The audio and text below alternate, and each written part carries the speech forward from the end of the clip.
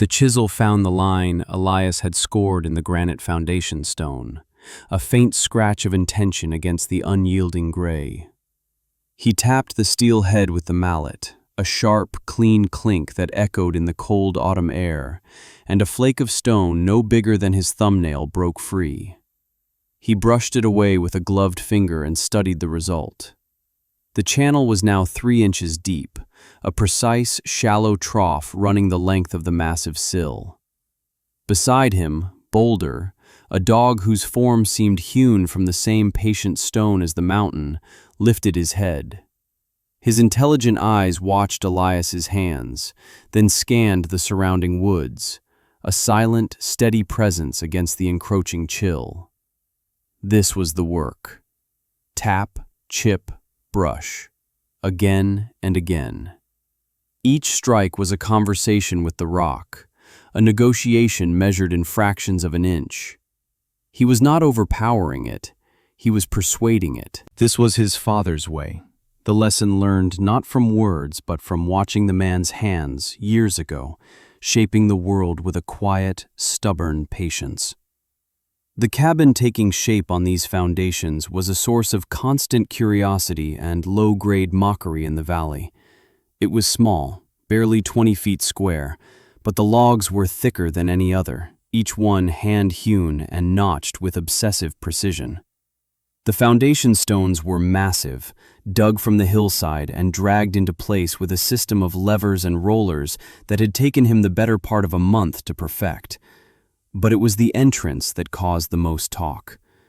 There was no frame for a door. Instead, the foundation stones formed a long, angled passage, like a trench leading toward a dark opening in the wall. It was a mouth, not a doorway. "That's the craziest thing I've ever seen." The voice belonged to Mr. Gable, his closest neighbor from a mile down the valley road. He stood at the edge of the clearing, his arms crossed over his plaid wool jacket, a look of profound disbelief on his weathered face. Boulder gave a low, non-committal rumble in his chest, but did not rise. "Where's your door going, boy? You planning on letting every draft and stray wolf wander right into your parlor?" Elias set down his mallet and chisel, wiping sweat from his brow with the back of his glove, though the air was cold enough to show his breath. He looked at the deep, angled passage, then back at Mr. Gable. "It has a door," he said. His voice was quiet, unused to conversation. Gable squinted, trying to make sense of the design. He saw no hinges, no frame, nothing but a stone-lined corridor leading to a hole. "That's a tunnel, not a doorway. What are you going to do? Pile rocks in it every night? Wait until winter. Wait until the first real blizzard hits this valley. The wind will come down that mountain like a freight train, and it'll blow straight through that hole and suck every bit of warmth out of your house. You'll be a block of ice by morning." Elias picked up a small, smooth stone from the ground, turning it over in his palm. He looked at the journals his father had left him, stacked neatly on a protected stump nearby. They were filled with elegant script and precise drawings of wind currents, thermal mass, and the way a fox den was always warm, its entrance a curved tunnel that broke the wind long before it reached the living chamber. "The wind won't get in," he said. "Won't get in?" Gable laughed, a short, sharp bark of a sound. "Son, I've lived in this valley for 60 years. My father built his cabin here, and his father before him. We know how to build against the cold. You build a solid wall, you cut a small door, and you hang the thickest slab of oak you can find in the opening. That's how you survive. This is folly." He shook his head, a look of pity replacing the mockery. "Your father was a smart man, an educated man. But sometimes books put funny ideas in a person's head. Ideas that don't stand up to a January wind." Elias nodded, acknowledging the advice without accepting it. He had no words to counter 60 years of experience. The journals had diagrams, calculations, and observations, but they were not arguments. The cabin was the only argument he could make. He placed the smooth stone back on the ground and picked up his tools. "I have a plan," he said, his voice barely a whisper above the rustle of dry leaves.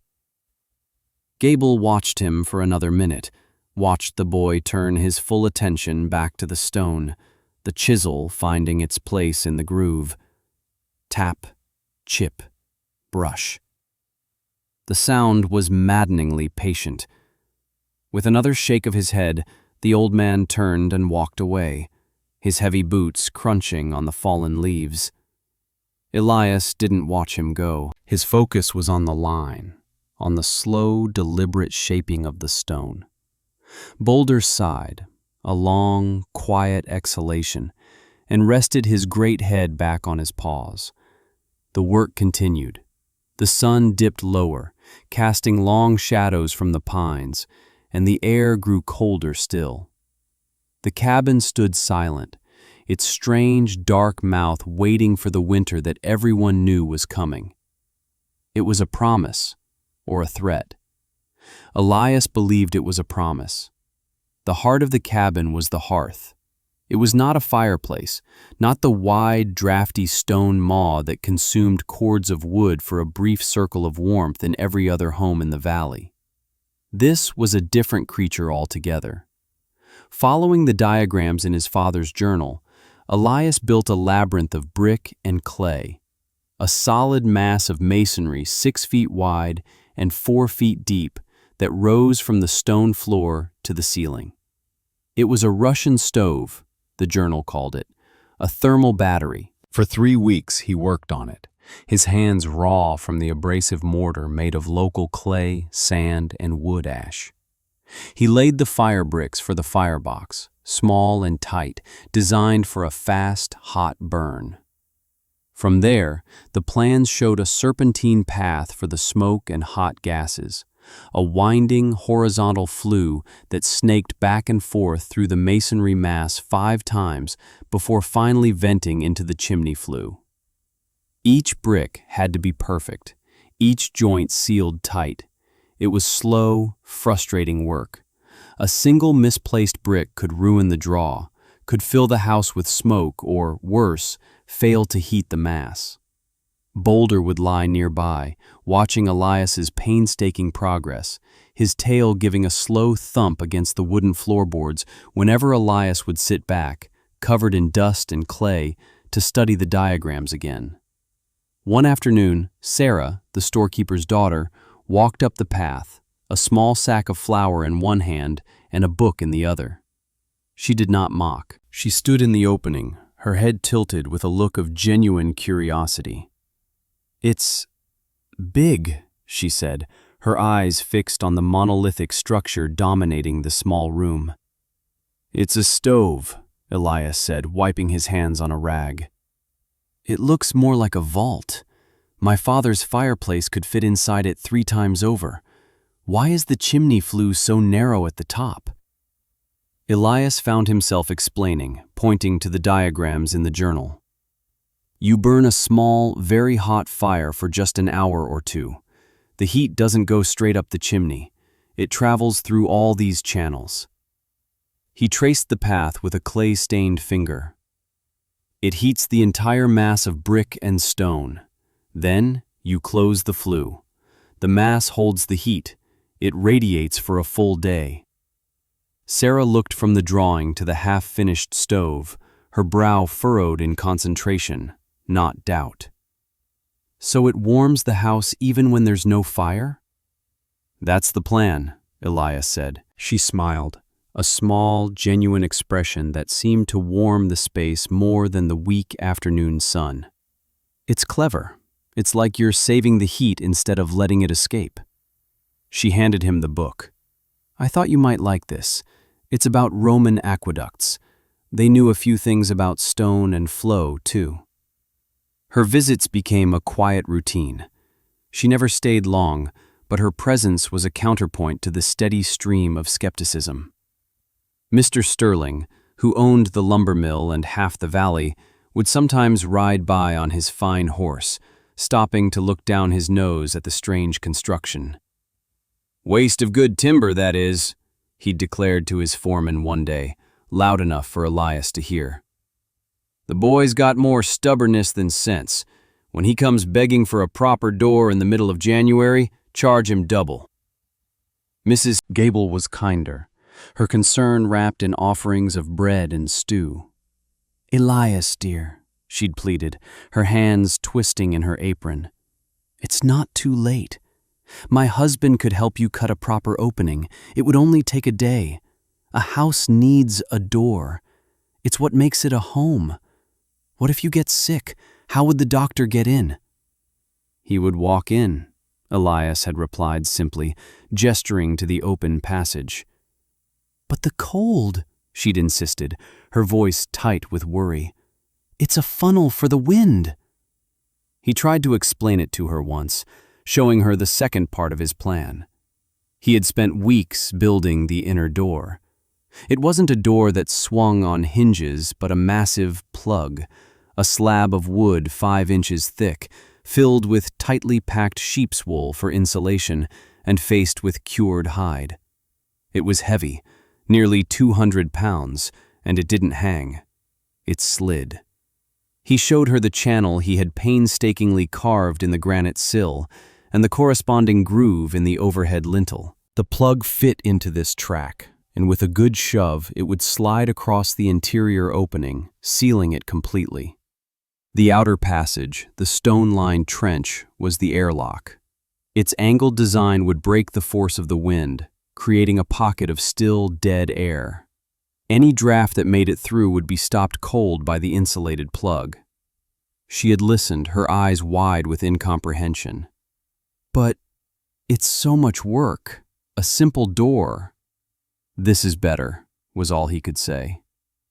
He worked through the first snows of November, sealing the last of the logs with a mixture of clay and moss, fitting the small, triple-paned windows his father had designed, each one sealed as tight as a drum.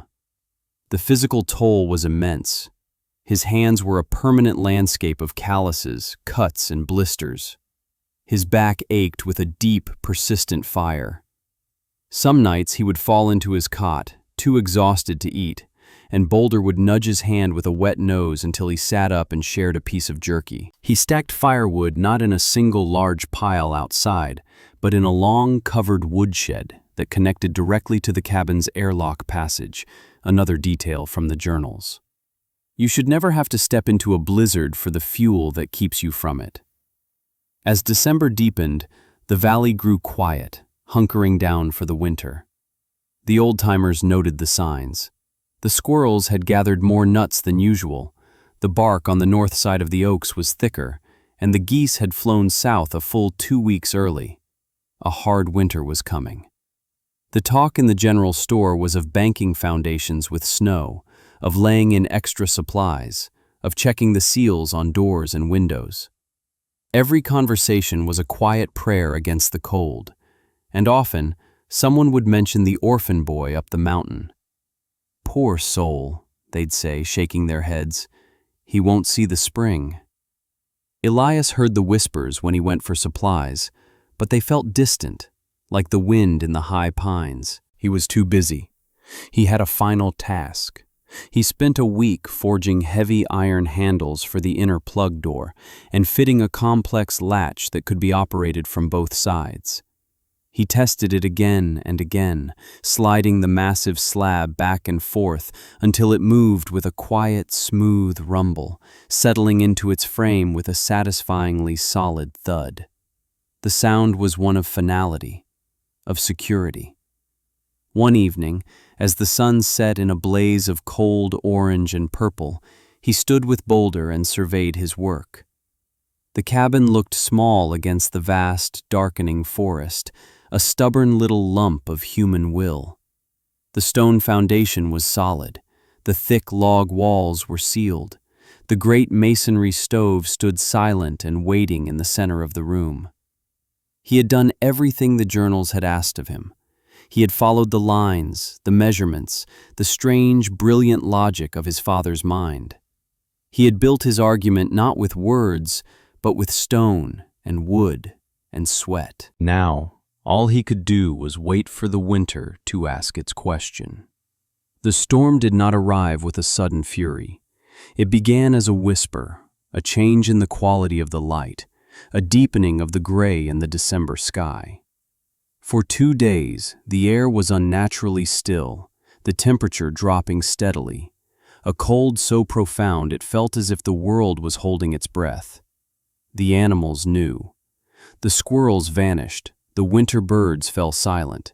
Boulder grew restless, pacing the cabin's single room, his ears twitching at sounds only he could hear. Elias felt it too, a pressure in his bones. He spent the time in final preparation.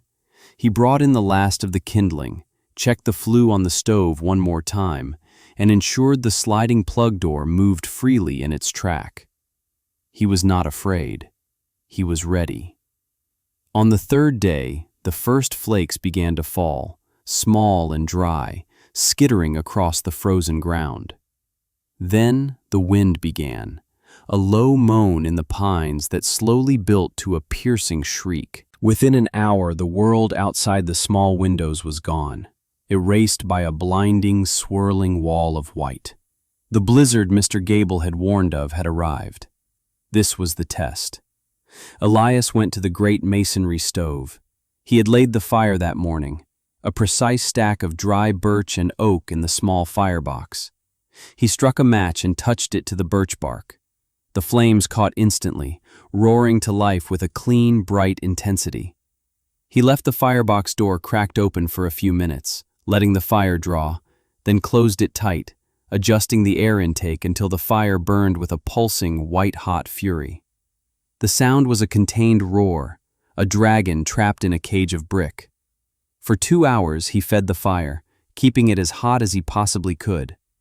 The exterior of the stove barely felt warm to the touch, but he knew the labyrinth inside was absorbing a tremendous amount of energy. When the last of the wood had burned down to glowing coals, he closed the main flue damper, sealing the heat inside the masonry core. The silence that followed was absolute. Then he went to the entrance. The wind howled through the outer, angled passage, but its force was broken by the turn. Snow was drifting inside, but it was just loose powder, robbed of its driving power. He put his shoulder to the heavy, insulated plug door and slid it shut. It rumbled along its stone track and settled into place with a dull thud. He threw the heavy iron latch. The world outside vanished. The shriek of the wind was instantly muffled, reduced to a distant, ignorable hum. The cabin was sealed. It was silent. It was still. He and Boulder were now in their sanctuary. The only light came from a single lantern and the small, triple-paned windows, which were already beginning to frost over. Elias hung a thermometer on the wall opposite the stove. It read 48 degrees. An hour passed. The thermometer climbed to 54. The stove, silent and dark, had begun its work. It radiated a steady, gentle warmth, a presence more than a sensation. It wasn't the scorching, dry heat of a conventional fireplace. It was a deep, penetrating warmth that seemed to emanate from the very bones of the house. By nightfall, the temperature inside the cabin was a steady 62 degrees, while the storm outside raged with a violence that seemed bent on tearing the world apart. Elias cooked a simple meal of beans and bacon, sharing a portion with Boulder. He sat and read the book Sarah had given him by lantern light. The cabin was an island of calm, warmth, and quiet in a sea of frozen chaos. He felt his father's presence not as a ghost, but in the perfect function of the design, in the quiet hum of warmth from the bricks, in the silence that meant the wind had been defeated. He slept soundly, Boulder curled at the foot of his cot. He woke once in the dead of night. The wind sounded like a living thing, a monster trying to claw its way in. But the cabin did not tremble. The warmth was as steady as a heartbeat. He touched the wall. It was cool, but not cold. He touched the stove. It was a block of solid, comforting warmth. The thermometer read 60 degrees. He went back to sleep. The storm raged for 2 full days. On the morning of the 3rd day, the wind finally began to subside. Through a small patch he scraped in the window frost, Elias could see a world transformed, buried under a monolithic blanket of white. The snow was drifted 10 feet high against the north wall. The trees were sculptures of ice and snow. The sun was a pale, hazy disk in a frozen sky. He checked the thermometer. Inside, 58 degrees. He had not lit a fire in over 48 hours. Then he heard it. A faint, rhythmic bumping against the outer wall of the airlock passage.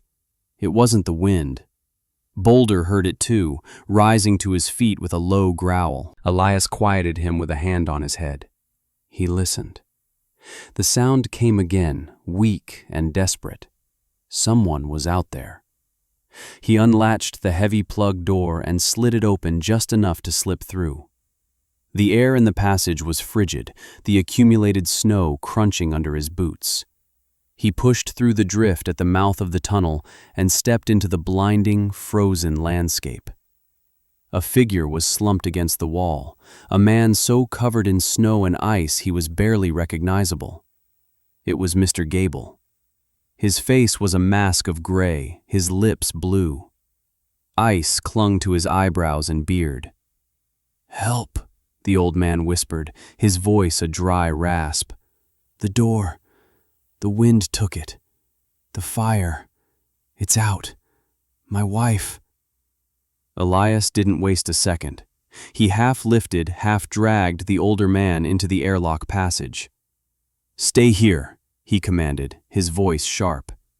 He pushed the plug door almost closed, then plunged back out into the snow. The Gable cabin was a disaster. The front door had been ripped from its hinges and lay splintered 20 feet away. The inside was a whirlwind of snow, the furniture overturned, the hearth a frozen pile of ash.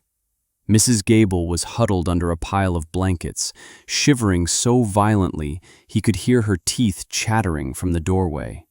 She was alive, but barely.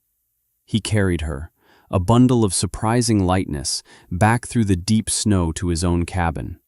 He brought her and her husband into the main room. The moment they crossed the threshold, the effect was instantaneous. They both stopped, their eyes wide with shock. They had come from a world of minus 30 degrees and a wind that stripped the life from anything it touched. To step into a room of quiet 60-degree warmth was like stepping into another season. "My God," Gable breathed, his voice filled with awe. He looked at the thermometer on the wall, then at the dark, silent stove. He touched the masonry. It was still radiating warmth. He looked at the sealed plug door, at the ingenious design he had so loudly ridiculed. "How?" "Later," Elias said. He settled Mrs. Gable into his own cot and wrapped her in his warmest blankets. He gave Mr. Gable a tin mug of lukewarm water, all he had. They were not the last. As the day wore on, a small, desperate trickle of survivors made their way to the strange cabin on the hill, the only place where a light still burned, the only home that had weathered the storm. Sarah and her parents arrived, their own roof having partially collapsed under the weight of the snow. A family with 3 small children, their firewood supply exhausted. By nightfall, 12 people were sheltered in Elias's small cabin. Even Mr. Sterling appeared late in the evening, humbled and frostbitten, his own grand house on the river now a frozen tomb after a massive window had shattered. They huddled together in the miraculous warmth, their faces illuminated by lantern light, a small pocket of humanity saved from the ice. They spoke in hushed, reverent tones, looking around the room as if it were a church. They looked at the silent stove, at the door that wasn't a door, and then they looked at Elias, the quiet boy they had dismissed as a fool. He said nothing. He simply stoked the firebox for the first time in 2 days, the roar of the flames a sound of defiance and of life. In the days that followed the great blizzard, a profound quiet settled over the valley. It was the silence of mourning, but also of assessment. The storm had broken the spine of the community. 7 people had not survived. Dozens of homes were rendered uninhabitable, their doors shattered, their hearths frozen, their livestock lost. The landscape was a graveyard of splintered trees and collapsed barns. But in the middle of the devastation, Elias's cabin stood untouched, a testament to a different kind of wisdom. The 12 people he had sheltered became the storytellers, spreading the tale of the impossible warmth, of the doorless cabin that had become their ark. The morning after the storm broke, Mr. Gable sat on a stool by the masonry stove, his hands wrapped around a warm mug. He had been silent for hours, watching Elias methodically check the seals on the windows, his movements economical and sure. Finally, he spoke, his voice low and heavy with the weight of his new understanding. "I was wrong," he said. He didn't look at Elias, but at the stove, as if addressing the source of the miracle itself. "Everything I said, everything I thought I knew after 60 years in this valley, it was all wrong." He finally turned his gaze to the young man. "You saved us. My wife and I, we would be dead. That thing your father drew in his books, it works." Elias simply nodded, accepting the apology without ceremony. He walked over to the stump where the journals lay, picked one up, and handed it to Gable. "It's all in there," he said. That act was the beginning of the transformation. Gable, the valley's most respected elder and builder, became Elias's first student. He spent weeks in the cabin, poring over the journals, asking questions, his skepticism replaced by a convert's zeal. He learned the principles of the thermal battery, the elegant physics of the airlock entrance. He traced the diagrams with a calloused finger, his lips moving as he deciphered the notes on wind velocity and heat retention. "My God," he would mutter, "it's so simple. Why didn't we ever see it?" When spring finally came and the great melt began, the work of rebuilding started not with the old methods, but with the new. Led by Gable, the community did not just repair their homes, they remade them. Elias, once the quiet outcast, found himself at the center of it all. He was no orator, no leader in the traditional sense, but people sought him out. They would stand in his cabin, running their hands over the warm bricks of the stove, sliding the heavy plug door back and forth, and they would ask him to show them. He never refused. He shared his father's journals freely, translating the complex theories into practical steps. He taught them how to mix the clay mortar, how to lay the serpentine flue, how to build an entrance that tamed the wind. His folly became the new standard.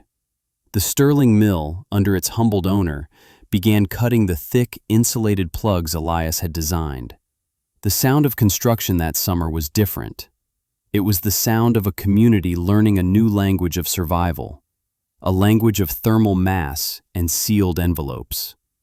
The new and repaired homes all featured a massive masonry stove at their core and an angled, doorless entrance. They called them Elias entries.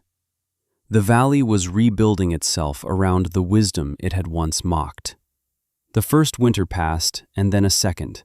The community of Haven, as it came to be known, faced the cold not with fear, but with a quiet confidence. The stories of the great blizzard became cautionary tales of the old ways and celebrations of the new. Elias married Sarah in the autumn of the 3rd year. They did not build a new house. They lived in the small cabin which had become more than a home. It was the heart of the community, a symbol of its resilience. They raised 2 children there, a son and a daughter, who grew up understanding that warmth came not from a blazing fire, but from a patient, heat-storing stone, and that the safest door was the one that worked with the wind, not against it. Years turned into decades. The valley prospered. The town of Haven grew, its sturdy, warm houses a beacon of intelligent design that drew new settlers. Elias's cabin remained unchanged, the logs silvered with age, the foundation stones settled into the earth as if they had grown there. Boulder, who had been a constant, silent witness to it all, grew old. His great form, once so powerful, became slow and stiff. His muzzle turned white. He spent his final years lying on the warm floorboards in front of the stove, the same spot where he had watched Elias build it brick by brick. One winter morning, 20 years after the great storm, he did not wake up. Elias carried his old friend, wrapped in a blanket, to the small hill that overlooked the cabin. He buried him under a tall pine, placing a simple, flat stone to mark the spot. He stood there for a long time, his hand on the stone, the silence deeper than it had ever been before. Sarah came and stood with him, her hand finding his, and they watched the smoke curl from the chimney of the warm house below, a silent promise against the cold. Elias himself grew old. His hair turned the color of winter snow, and his hands, though still strong, were gnarled and scarred from a lifetime of work. He became the respected elder, the father of Haven. He no longer built, but he taught. His grandchildren would sit at his feet by the great stove, and he would show them the worn, fragile journals of their great-grandfather, explaining the elegant dance of heat and air, of stone and wind. He taught them that the most powerful solutions are often the quietest, and that true strength lay not in fighting nature, but in understanding it. He passed on the knowledge, ensuring it would not be lost again. One night, in his 87th year, Elias went to sleep in his cot, in the same spot where he had weathered the great blizzard so long ago. He died peacefully in the steady, radiant warmth of the cabin he had built. The entire town mourned him. They buried him on the hill next to Boulder, under the tall pine. They chose a piece of the same gray granite he had used for his foundation and carved a simple epitaph upon it. Words that captured the essence of his quiet life and profound impact. Elias Thorne. He showed us how to weather the storm. A century passed. The town of Haven was now a small, thriving city, known throughout the region for its beautiful, enduring architecture and its energy-efficient homes. The principles Elias had introduced had been refined and improved upon, but the core wisdom remained. His original cabin, the one with no door, was no longer a home. It had been carefully preserved, a town monument, a museum dedicated to its founder. On a cold winter afternoon, a young couple, new to the area, walked up the path to the historic site. They marveled at the thickness of the logs, the massive foundation stones.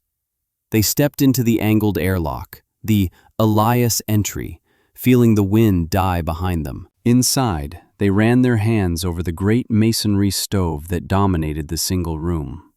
A small electric heater kept the space at a constant temperature now, for preservation, but it was easy to imagine the deep, radiant warmth it must have once provided.